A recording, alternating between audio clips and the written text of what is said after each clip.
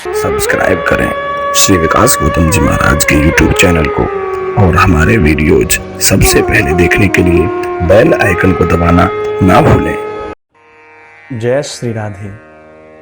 श्रावण के महीने को बड़ा ही पवित्र महीना बताया गया है।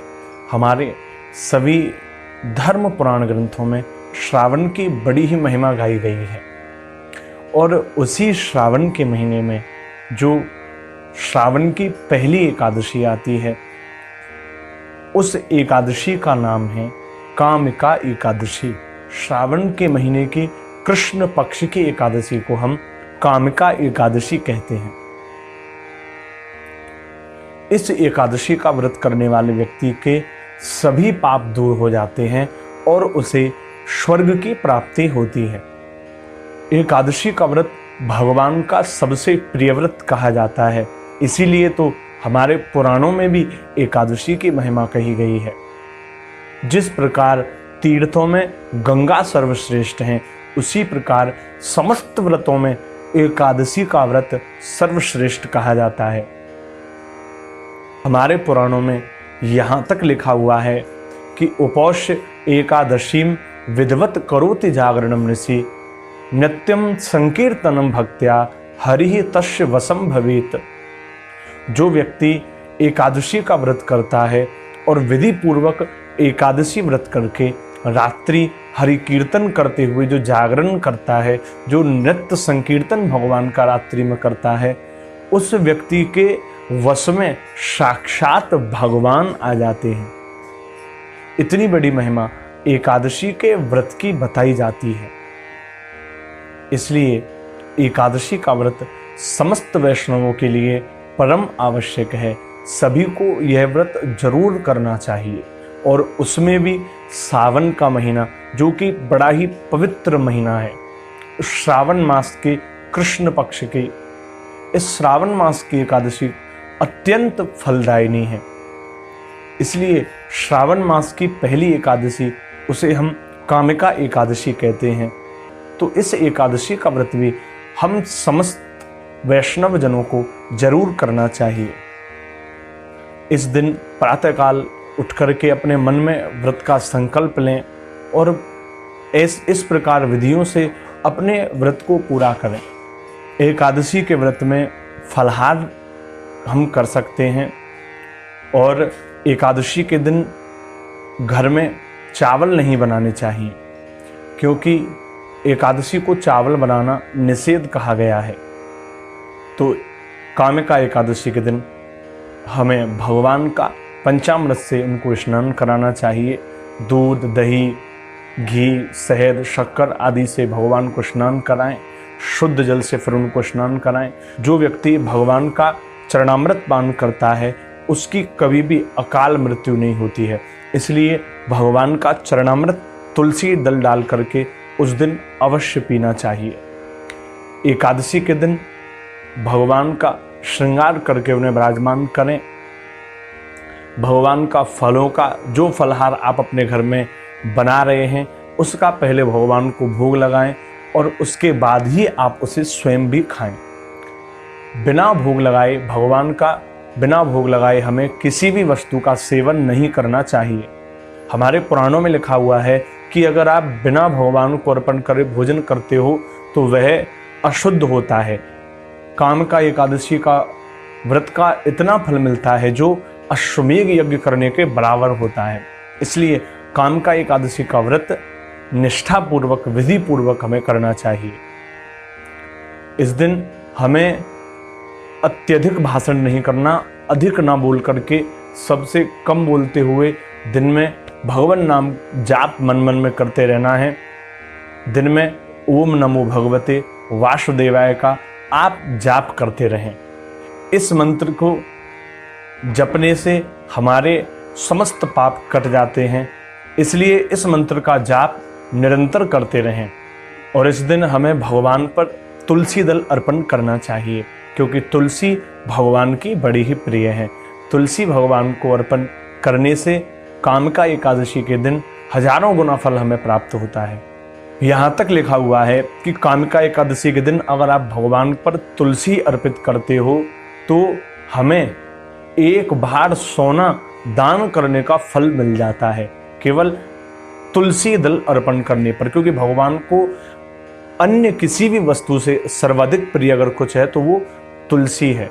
तो कामिका एकादशी के दिन भगवान पर तुलसी अर्पित करें और द्वादशाक्षर मंत्र का जाप करते हुए अर्थात ओम नमो भगवते वासुदेवाय का जाप करते हुए, या हम महामंत्र का भी जाप उस दिन कर सकते हैं, हरे कृष्ण कृष्ण कृष्ण हरे हरे, हरे राम राम राम हरे हरे। इसी मंत्र को महामंत्र कहा गया है। तो आप इन दोनों में से किसी भी मंत्र का जाप उस दिन कर सकते हैं। और कामिका एकादशी के दिन हमें गाय के दूध से बने हुए पदार्थ या गाय के दुग्ध का सेवन करना चाहिए,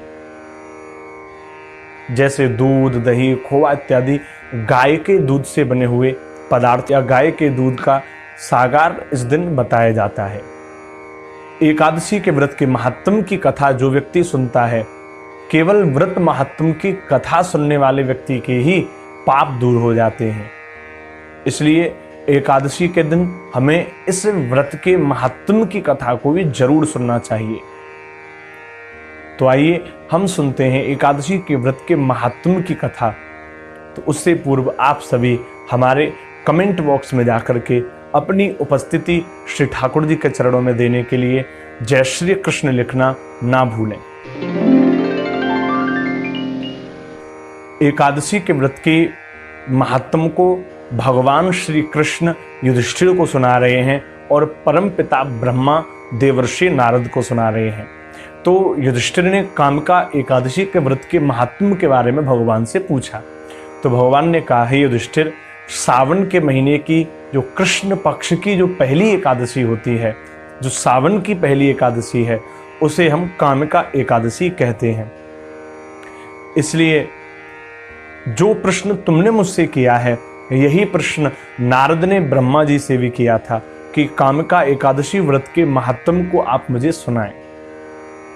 तो मैं आज तुम्हें कामिका एकादशी के व्रत के महात्म की महिमा का वर्णन करता हूं। एक समय एक क्षत्रिय राजा था और उस क्षत्रिय राजा से दंभवश, अपने अहंकारवश एक ब्राह्मण की हत्या हो गई।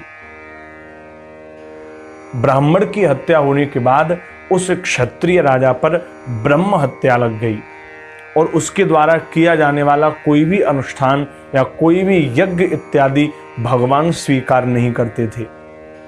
वह राजा बड़ा चिंतित रहने लगा और संतों के पास में गया और संतों को उसने अपनी सारी बात बताई।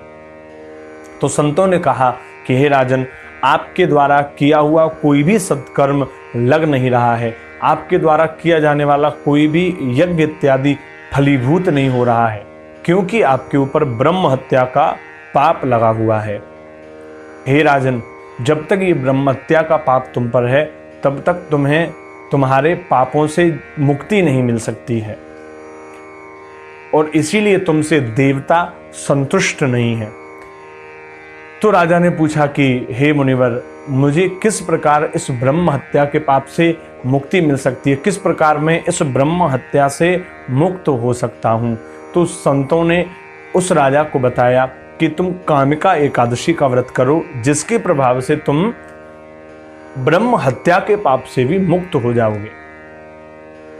राजा ने निष्ठापूर्वक, विधि पूर्वक यह व्रत किया और पूरे दिन व्रत करके रात्रि में हरि कीर्तन करते हुए जागरण किया, जिसके प्रभाव से राजा से ब्रह्म हत्या का पाप भी हट चुका था। इतना बड़ा प्रभाव कामिका एकादशी के व्रत का है।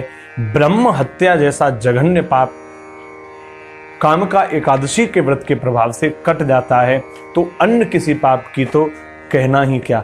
इसलिए श्रावण के महीने की इस एकादशी के व्रत की महिमा बड़ी अनंत है। इसलिए यह कामिका एकादशी का व्रत समस्त वैष्णव जनों को जरूर करना चाहिए। जय श्री राधे। अगर आप हमारे चैनल पर पहली बार आए हैं तो आप हमारा ये चैनल सब्सक्राइब करके बेल आइकन दबाना ना भूलें।